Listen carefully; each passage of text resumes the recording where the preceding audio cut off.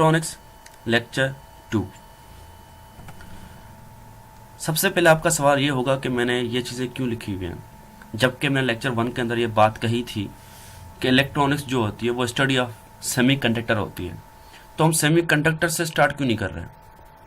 देखें, सेमीकंडक्टर को समझने के लिए ज़रूरी है कि हमें ये चीज़ें पहले पता होनी चाहिए, क्योंकि वैलेंस इलेक्ट्रॉन की वजह से हम समझ सकते हैं कि सेमीकंडक्टर किस तरह काम करता है, किस तरह वो रिएक्ट कर रहा होता है, किस तरह कंडक्टर, किस तरह इंसुलेटर, मतलब ये चीज़ें क्यों कैसे हो रही हैं। देखें ना, लेक्चर 1 के अंदर मैंने ये बात कही कि इंसुलेटर कंडक्टर नहीं करता नॉर्मल कंडीशन के अंदर, कंडक्टर इजिली कंडक्ट करता है, और सेमी कंडक्टर क्या होता है, कंडक्टिविटी उसकी बीच की होती है। तो ये क्यों होता है, आखिर किस वजह से होता है, और ये वजह तभी समझ आएगी जब हमें पीछे की चीज़ें पता होंगी, जब हमें बेसिक्स पता होंगी, और ये हैं बेसिक्स। अगर ये चीज़ें हमें पता होंगी तो हम बेटर और 100% अंडरस्टैंड कर सकते हैं कि सेमीकंडक्टर आखिर क्या है और वो किस तरह काम करता है। तो उसको समझने से पहले ज़रूरी है कि हमें ये चीज़ें पता होनी चाहिए। तो सबसे पहले बात करते हैं कि मैटर क्या चीज़ होती है, व्हाट इज़ मैटर। देखें, सिंपल अल्फाज में बात करते हैं कि दुनिया में कोई भी चीज़ होती है वो मैटर होती है, जो आपको दिखाई देती है वो मैटर होती है। और जाहिर सी बात है, वो उसका एक वेट भी होगा, वो एक जगह भी अपनी ऑक्यूपाई कर रही होगी। तो हम उसकी डेफिनेशन तो ये लिख देते हैं कि matter is substance that is weight occupy spaces, define करने के लिख देते हैं। लेकिन हकीकत में क्या होता है, everything around us is basically matter, matter ही होता है। लेकिन उसको डिफाइन करते हैं कि भाई जिसका वेट हो ऑक्यूपाई स्पेस करे उसे मैटर कहते हैं। तो मतलब मैटर क्या होता है, बस कुछ भी, एनीथिंग अराउंड अस क्या होता है, मैटर होता है। ठीक है, कॉन्सेप्चुअली क्लियर कर दें। देखें, चीज़ों को डीप पकड़ें, कंफ्यूज ना करें, बस आसान समझ लें कि कुछ भी आपको नजर आता है, कुछ भी चीज़ है दुनिया की, वो सब कुछ है मैटर है। ठीक है, substance that is weight occupy spaces. अब ये सपोज कर लेते हैं पत्थर क्या है, मैटर है, जाहिर सी बात है। अब एटम क्या चीज़ है, देखें एटम क्या चीज़ है। सबसे पहले मैटर समझ आ गया, कुछ भी मैटर है। अब ये सपोज किया मैथ, पत्थर स्टोन मैटर है। अगर बिल्कुल मैं इसको ब्रेक करता हूं, तोड़ता हूं बिल्कुल स्मॉलर पार्ट्स में, इस तरह करता हूं, बल्कि इससे भी स्मॉलर पार्ट्स में, जो बिल्कुल लास्ट वाला पार्ट होगा, जो कि सिर्फ माइक्रोस्कोप से हम देख सकते हैं, उससे हम कहते हैं matter. Smallest unit of matter not visible to eyes without special microscope. इसको तोड़ दिया, इतने हिस्सों में तोड़ दिया, जो लास्ट वाला बिल्कुल पतला, जो नजर नहीं आता आंखों से, आम आंखों से, मतलब नॉर्मली विदाउट माइक्रोस्कोप देखे, उससे हम एटम कहते हैं। तो अगर थोड़ा कॉन्सेप्चुअली समझे, कुछ भी नहीं, मैटर क्या होता है, कुछ भी अराउंड अस मैटर है, उसका जो स्मॉलेस्ट पार्ट है वो एटम है। आसान तौर पे इस तरह समझ लेते हैं ताकि हमारा कॉन्सेप्ट क्लियर होता जाए, डीप से पकड़ के कंफ्यूज ना करें खुद को। कुछ भी, anything around us is matter, और smallest unit of matter is atom. ठीक है, ये हो गया एटम। अब एलिमेंट क्या चीज है, तो बिलफर्ज में ये वुड लेता हूं, आप देख रहे हैं कि ये वुड है। तो इस वुड में और स्टोन में कोई फर्क है, जाहिर सी बात फर्क है। जब फर्क है तो हमने ये कह दिया कि भाई इसमें जो है एटम्स ऑफ सेम टाइप है, इसमें जो है एटम्स ऑफ सेम टाइप है। तो दुनिया के जो मैटर्स हैं, डिफरेंट मैटर्स, बहुत सारे मैटर्स हैं।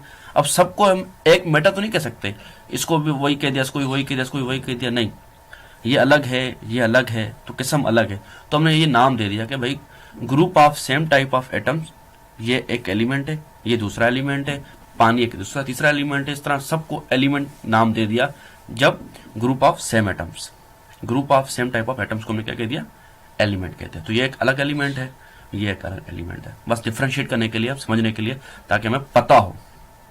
ठीक है, तो अब ये एलिमेंट अलग हो गया, ये एलिमेंट अलग हो गया, तो हम जिस एलिमेंट को स्टडी करते हैं तो उसके बारे में अलग से पढ़ते हैं, उसके एटम्स के बारे में।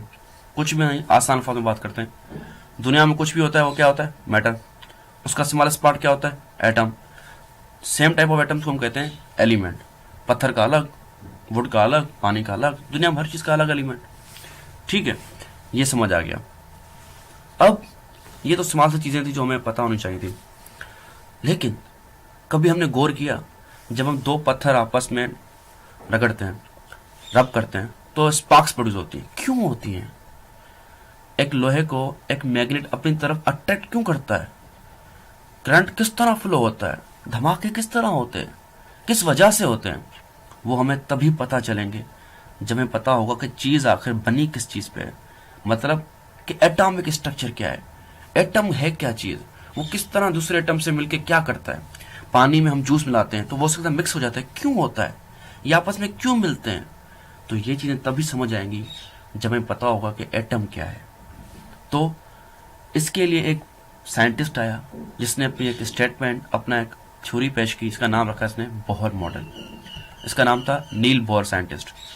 इसने क्या किया, इसने ये किया, इसने बताया कि भाई जो आपका जो एटम है स्मॉलेस्ट पार्ट, इसको इसने बिल्कुल रिसर्च किया माइक्रोस्कोप पर, स्पेशल टाइप ऑफ माइक्रोस्कोप्स के। फिर इसने बताया कि एटम असल में इस तरह दिखता है, मतलब सिंबॉलिकली कि बीच में एक सेंटर होता है और उसके सराउंडिंग में पाथ्स होते हैं, रास्ते होते हैं। उसने कहा कि जो सेंटर है इसको हम कहते हैं न्यूक्लियस। इसने नाम दे दिया, खुद ही इसने नाम दिया, भाई नाम इसने दिए, मैंने नहीं दिए नाम, किसी को नहीं दिया, नाम इसने दिए जिसने फाइंड किया है। इसने इसको अपनी तरफ से एक नाम देने के लिए, एक इंसान पैदा होता है, कोई बच्चा पैदा होता है, उसका नाम रखा जाता है समझने के लिए, पता होने के लिए। इसने न्यूक्लियस रख दिया सेंटर का नाम, और उसने सराउंडिंग का नाम रख दिया शेल्स। इसने नेमिंग कन्वेंशन के तौर पर इसने नाम दे दिए। सेंटर ऑफ एटम को इसने नाम दे दिया न्यूक्लियस, और सराउंडिंग में जो भी चीजें हैं, शेल्स हैं, पाथ जो है, रास्ते हैं, उसको नाम दे दिया शेल्स। इसने एक और बात बताई कि इसके अंदर, न्यूक्लियस के अंदर दो पार्टिकल्स और होते हैं, प्रोटॉन और न्यूट्रॉन। और उसने ये कहा कि शेल्स के अंदर होते हैं इलेक्ट्रॉन्स। और इसने एक नई चीज फाइंड की, जब ये देख रहा था तो इसने कहा कि भाई जो सेल्स के अंदर जो इलेक्ट्रॉन्स हैं वो हर वक्त घूमते रहते हैं इसकी सराउंडिंग में, न्यूक्लियस के, जिस तरह प्लैनेट्स घूमते हैं सन के सराउंडिंग में। तो उसने ये कह दिया कि भाई ऑर्बिट द न्यूक्लियस, ये जो इलेक्ट्रॉन्स हैं इसकी सराउंडिंग में घूमते रहते हैं। उसने ये बात कही। फिर इसने एक नया पंगा डाल दिया, एक नया मसला डाल दिया। क्या? इसने ये कहा कि इलेक्ट्रॉन के ऊपर नेगेटिव चार्ज है, प्रोटॉन के ऊपर पॉजिटिव चार्ज है, न्यूट्रॉन के ऊपर नो चार्ज। हम तो परेशानी हो गए, अब ये चार्ज क्या चीज है, मतलब चार्ज है क्या चीज। चलो नेगेटिव तो पॉजिटिव बाद में समझेंगे कि ये चार्ज क्या चीज है। फिर इसने बताया कि भाई परेशान ना हो, चार्ज का मतलब सिंपल ये होता है कि physical property of matter by which attracts or repels. मतलब मैं समझा नहीं क्या। इसने ये बताया कि देखो, लोहे को जब आप मैग्नेट दिखाते हो तो वो अट्रैक्ट होता है, जब दो मैग्नेट के सेम पोल आपस में मिलाते हो तो फिर रिपेल होते हैं। तो ऐसा क्यों होता है, उसके ऊपर कोई प्रॉपर्टी होगी, उस प्रॉपर्टी को हमने नाम दे दिया चार्ज। ठीक है, उसको नाम दे दिया चार्ज। और जब हमने स्टडी किया एटम को, हमें सिर्फ दो तरह की चार्ज मिली, एक बार अलग थी और बीच में अलग थी। तो हमने क्या किया, हमने ये कह दिया नाम रखने के तौर पे, जिस तरह से नाम रखा था सेंटर का न्यूक्लियस और उसका शेल्स, इसने एक नाम रख दिया, वही बाहर वाले जो इलेक्ट्रॉन्स हैं उसका चार्ज नेगेटिव चार्ज है और अंदर जो प्रोटॉन है उसका पॉजिटिव चार्ज है, बाकी कोई चीज है ही नहीं, न्यूट्रॉन नो चार्ज। तो ये नेमिंग कन्वेंशन हो गया। नेगेटिव का मतलब क्या, नेमिंग कन्वेंशन, नाम रख दिया गया, इसका नेगेटिव चार्ज और इसका पॉजिटिव चार्ज। अब कोई भी एलिमेंट है, अगर हम कहते हैं कि ये पॉजिटिव है तो इसका मतलब क्या है, उसमें पॉजिटिव मतलब प्रोटॉन्स की तादाद ज्यादा है। अगर हम कहते हैं नेगेटिव है तो उसमें नेगेटिव इलेक्ट्रॉन्स की तादाद ज्यादा है। तो अगर हुआ कि आखिरी बातचीत के इलेक्ट्रॉन्स शेल्स में होते हैं जो कि न्यूक्लियस के सराउंडिंग में घूमते हैं, इनके ऊपर नेगेटिव चार्ज होता है। चार्ज का मतलब ऐसी प्रॉपर्टी जो अट्रैक्ट करे या रिपल करे। तो अब ये होता है कि नेगेटिव को क्या सेम चार्ज होकर आपस में क्या करते हैं, रिपल करते हैं। मतलब नेगेटिव आपस में धकेलेंगे दूसरे को और नेगेटिव पॉजिटिव आपस में मिलते हैं। अब इसने एक चीज बताई कि ये जो शेल्स हैं इसका एक आखिरी शेल होता है, आउटर मोस्ट शेल, उससे हम कहते हैं वैलेंस इलेक्ट्रॉन, वैलेंस शेल। इसके अलावा ये शेल सारे हैं, इनको हम एनर्जी लेवल्स भी कह सकते हैं, क्योंकि हर एक शेल, जो पहले शेल होगा उसकी अलग एनर्जी होगी, दूसरा शेल होगा उसकी अलग एनर्जी होगी, तीसरा शेल होगा उसका अलग एनर्जी होगी। इसने ये बताया था, इसमें आप कंफ्यूज ना हो, कुछ भी नहीं है, बस शेल्स हैं, हर शेल की अपनी एनर्जी है, तो इसको हमने एनर्जी लेवल्स भी कह दिया। फिर जो मैंने बात कही वैलेंस शेल वाली, इसने ये कहा था कि आउटर मोस्ट शेल होगा उसे हम वैलेंस शेल कहेंगे, outermost shell of atom. अब वैलेंस का क्या मतलब है, देखें, वैलेंस का मतलब होता है सलाहियत, valency, tendency, to gain or lose electron. मतलब ये आखिर वाले जो शेल, वैलेंस शेल होता है, आखिरी वाला वैलेंस शेल, इसकी सलाहियत हमें बताती है कि भाई कितने इलेक्ट्रॉन्स ये एटम गेन कर सकता है या कितने लूज कर सकता है। इसमें अंदर क्या होते हैं, जो इलेक्ट्रॉन्स होते हैं उसे वैलेंस इलेक्ट्रॉन कहते हैं। देखो हर शेल में तो इलेक्ट्रॉन्स ही हैं, तो आखिर वाला वैलेंस शेल है तो उसमें इलेक्ट्रॉन्स को नाम दे दिया वैलेंस इलेक्ट्रॉन्स। तो ये चीजें थी, कुछ भी नहीं था। कुछ भी सराउंडिंग में होता है वो मैटर होता है, उसका स्मॉलेस्ट पार्ट एटम होता है। सेम टाइप ऑफ एटम्स को कहते हैं एलिमेंट। ये एलिमेंट क्यों कहा गया, ताकि हमें चीज़ों का अलग अलग से पता हो कि ये अलग एलिमेंट है, ये अलग एलिमेंट है, ये अलग एलिमेंट है। फिर बोर ने क्या कहा कि एटम किस तरह बना होता है, कुछ भी नहीं, दो चीज़ों पे, एक न्यूक्लियस और सराउंडिंग में शेल्स। शेल्स को आप एनर्जी लेवल्स कह सकते हो, हर शेल की अलग एनर्जी है। शेल के अंदर इलेक्ट्रॉन्स होते हैं जो कि घूमते रहते हैं न्यूक्लियस के अंदर, जिन पे वो नेगेटिव चार्ज होता है।